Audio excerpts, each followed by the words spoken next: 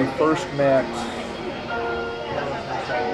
I think it was March of 1980. He was a student at Pittsburgh University, and I ended up living in Caney, Kansas that year. So we weren't that far apart.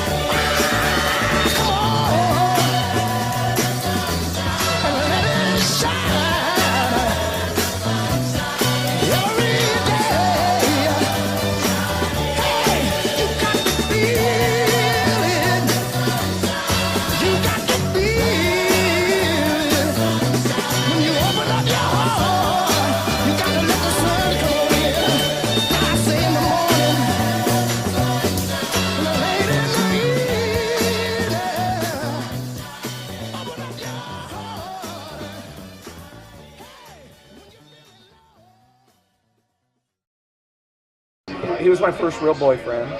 First time I was ever in love. We only saw each other every 2 or 3 weeks because we were far apart, had lives, but we just really, really clicked. It was a good growing thing, I guess. So, what, like, on the topic of love, like, what would you say, like, is love different? Would you say it's different between the different people, or do you like love differently, or like what's your? Well, I've only been truly in love twice in my life. I love all you kids, and I love my family. Yeah, those are all different. But yeah, to be in love is different. It's consuming. And he set what I felt for Mark set the bar pretty high, and it took me 35 years to find it again. How did things end between you guys?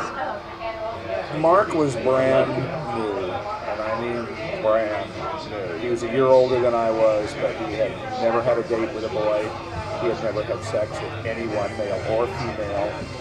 And the way I usually put it is, I brought him out, I showed him what a big, bright, beautiful world there was out there, and he went after it, left me behind. I mean, it was an amicable breakup, although I was completely against it. I understood.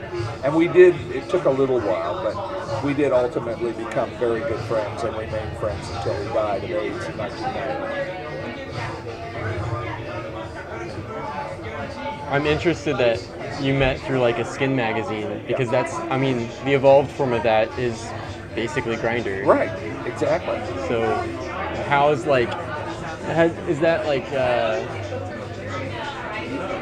what's some like social commentary on that, you know, because like it's like you meet guys through these kind of like hookup-esque things, and you know, like gay dating apps, there's always people on there who are like, this is just for sex, and then you also have people who are like, I'm just looking for friends. Who are actually looking for a relationship. Yeah. Wow, what a concept. Yeah.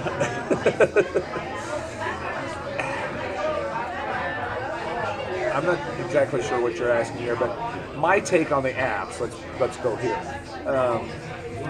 Yeah, most people are on there just looking to hook up. And you get a lot of crap about this ain't eHarmony.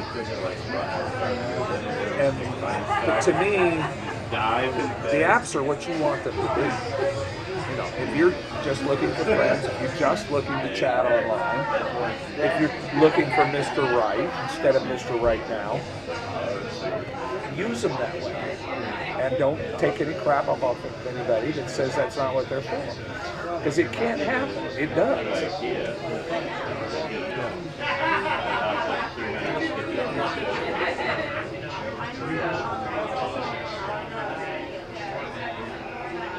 What year was it when you first met Mark? 1980. 1980. We were together just about a year. And then, God, we both moved around, but we stayed in touch. We wrote, we called. We both ended up living in Dallas in the mid-'80s. And then his job took him to Detroit and subsequently Atlanta, which is where he was living when he died. We did move home to Kansas City about 6 months before he passed away. So I did get to see at the end. In fact, I was with him about 3 days before he did pass away. How many, so not counting how many guys you've dated, but how many guys have you been in a relationship with since then? There haven't been any true relationships since then. Because the other one that I spoke of, the other time I fell in love, was one-sided. So it was a relationship, but not a romantic relationship. So part of the reason why I'm doing this project is because I'm kind of like battling with the idea, like, is it possible, right? Like, I mean, love is possible, and I think love is possible in many different ways. But is it possible to